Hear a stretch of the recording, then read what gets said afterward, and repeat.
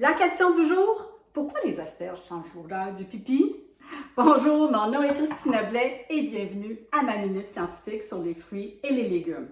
Avouez que c'est gênant. On est invité chez des amis, on mange des asperges, on va au petit coin pour faire pipi et oh là là, ça sent la soupe aux choux, les œufs pourris.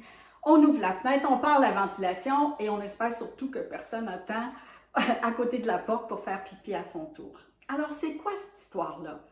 C'est un phénomène qui est assez unique aux asperges. Mais attendez, peut-être que vous vous dites, ben voyons, moi j'ai jamais remarqué ça. Ah ah! Ce qu'il faut savoir, c'est que dans le grand monde du pipi d'asperge, il y a deux camps. Ceux qui perçoivent l'odeur et ceux qui ne la perçoivent pas. Alors voici ce qui se passe. Les asperges contiennent un composé qui leur est unique, qui s'appelle l'acide asparagusique. C'est une petite molécule qui contient 2 atomes de soufre.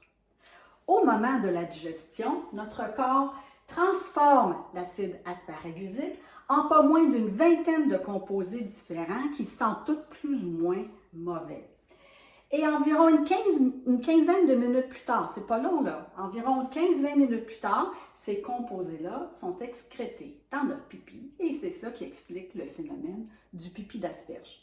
Maintenant, sachez qu'il y a une très petite proportion de la population qui ne produit pas ces composés-là, mais la très grande majorité d'entre nous en produisent beaucoup.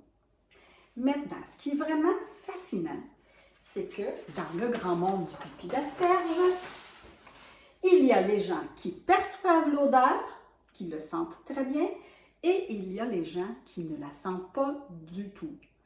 Comment ça se fait? Bien, ce qu'il faut savoir, c'est que le génome humain possède pas moins de 400, même plus, gènes qui contrôlent notre olfaction.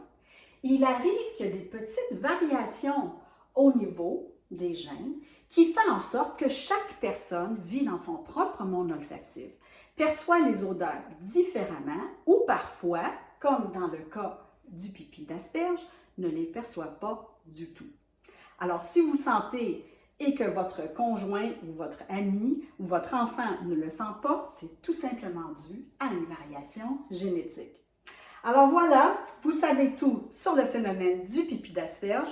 Maintenant, on veut savoir, est-ce que vous êtes senteur? Est-ce que vous sentez la molécule ou vous ne la sentez pas? Dites-nous oui ou non dans les commentaires et on vous revient avec les résultats. Allez, à la prochaine!